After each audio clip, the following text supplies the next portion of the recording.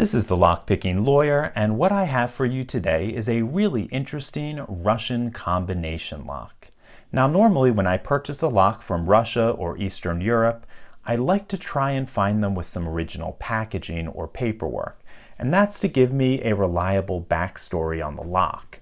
This lock, however, I have been unable to find with any sort of packaging or paperwork, even when it's offered in factory new condition, as this one appears to be. And you can tell that just from its general overall condition and from the fact that it has this little ring around the shackle that comes from the factory with the combination stamped into it. I was told that this lock was made in Russia in the 1980s, and I have some reason to doubt that. Usually when you see Russian locks made during the 80s, you'll find the price stamped into it somewhere on the lock body, and I certainly don't see that anywhere on this lock. So I'm guessing this is probably post-Soviet production. In any case, to open this up, what you do is dial one digit of the combination in each of the four dials, and the dialing order is right here on the front, 1, 2, 3, 4. So let's put our combination 8, 2, 2, 2. And once that's in, you simply lift up on the shackle and it opens right up. Now, I wanted to see if there was a faster way to get into this lock or just any way to get into the lock if you don't have the combination. And of course, there's the brute force method on combination locks, and that would be relatively easy on this lock. If we look at these dials, you can see each one only has 6 digits on it. 6 digits times 4 dials means we have roughly 1,300 possible combinations, and that would translate into certainly under a half hour to brute force a lock like this, which is relatively fast. I wanted to see if there was a faster way, and I noticed that when I turn these dials, I would find a fairly even amount of resistance, except for a couple of spots going through there where I would find what I'll call a loose spot. And by loose spot, I just mean someplace where the resistance is just a little bit lower. And the problem is that these loose spots tend to change.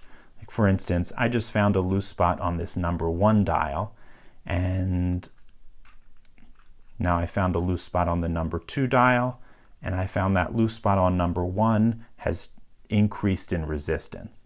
So these loose spots aren't in a static position. And to open this lock, I found that if you keep going around and manipulating each of the dials until you can find a position where all 4 of them are loose, then you'll be very, very close to the combination.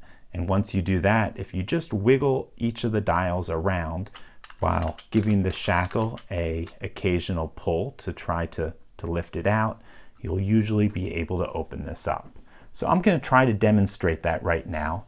You have no way of seeing this, but I am in this direction, and I am going to face the lock away from me so I can't see the dial, and then I'm going to try to get the combination. So,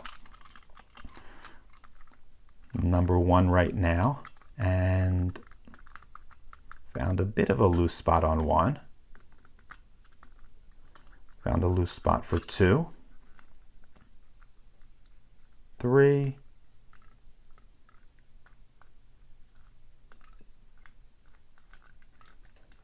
and not really finding one on 4. That's about as close as I have to a loose spot on 4. Let's go back to 1. Moved it just a little bit, maybe a digit or 2, and found a loose spot. 2 is still loose. 3 is still loose. And 4 is tightened up quite a bit.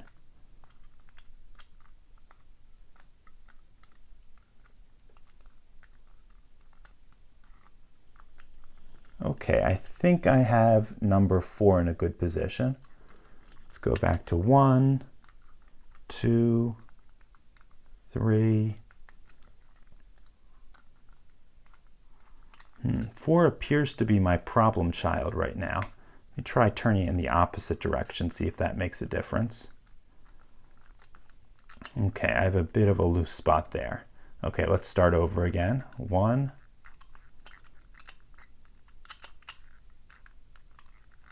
Try just turning one in a complete circle to see if I can find a different loose spot. Nope, same spot, we're good there. Same thing on 2.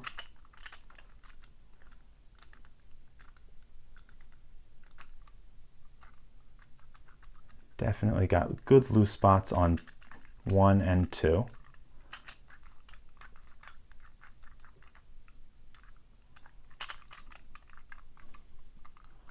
Three.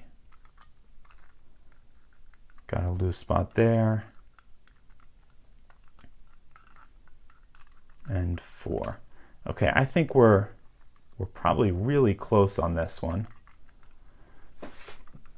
I think now it's just going to be a matter of wiggling the combinations to see if I can find the absolute position for each of them.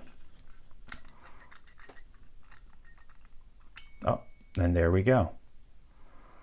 So that actually took a little bit longer than it normally takes me to get into this. However, it does show to demonstrate that it can be opened with a little bit of manipulation, just feeling for those loose spots and a little bit of patience. In any case, that's all I have for you on this Russian lock. If you do have any questions or comments about it, and particularly if you know anything about the origins of this lock, who produced it, or when it was made, please put that in the comments below. If you like this video and would like to see more like it, please subscribe. And as always, have a nice day. Thank you.